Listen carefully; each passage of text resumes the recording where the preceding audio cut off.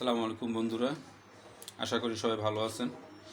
ঈদের ছুটিতে ঘরে বসে থাকতে একটু বোরিং হয়ে যাচ্ছিলাম, তো চিন্তা করলাম যে আজকে সন্ধ্যার নাস্তার হিসাবে স্যুপ বানালে কেমন হয়। তো আমি নিজের হাতেই স্যুপটা বানিয়েছি, দেখেন কেমন হলো। আমার কাছে খুব ভালোই লাগতেছে, জানি না খাওয়ার পর কেমন লাগবে। তো আমরা এখন পরিবেশন করব। স্যুপ প্রায় বানানো শেষ, এখন আমরা পরিবেশন করব। বন্ধুরা, আমরা স্যুপ পরিবেশন করতেছি, করা প্রায় মোটামুটি শেষ। এই হলো স্যুপের কালার। এখন আমরা এগুলোর মধ্যে সস দিয়ে দিব।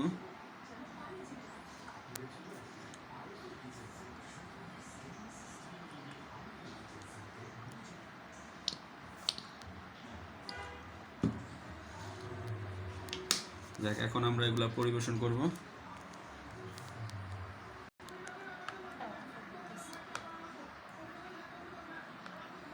সেই কালার।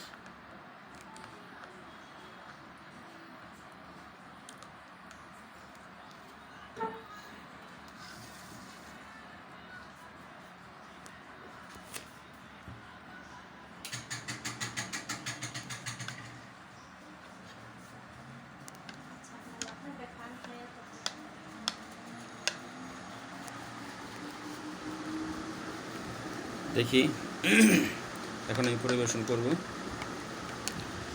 আমি কখনো স্যুপ তৈরি করি নাই, আজকেই ফার্স্ট, জানি না কেমন হয়েছে।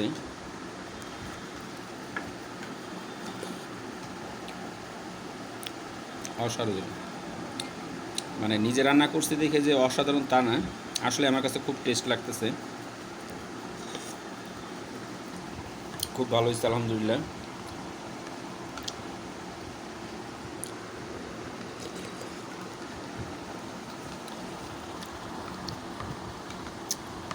মোটামুটি বাসায় সবাই স্যুপ রান্না করে খায়।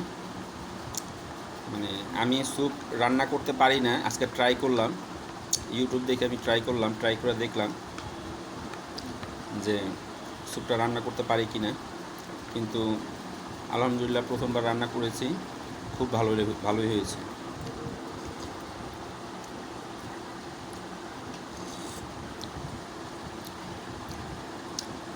খুব ভালো, আলহামদুলিল্লাহ।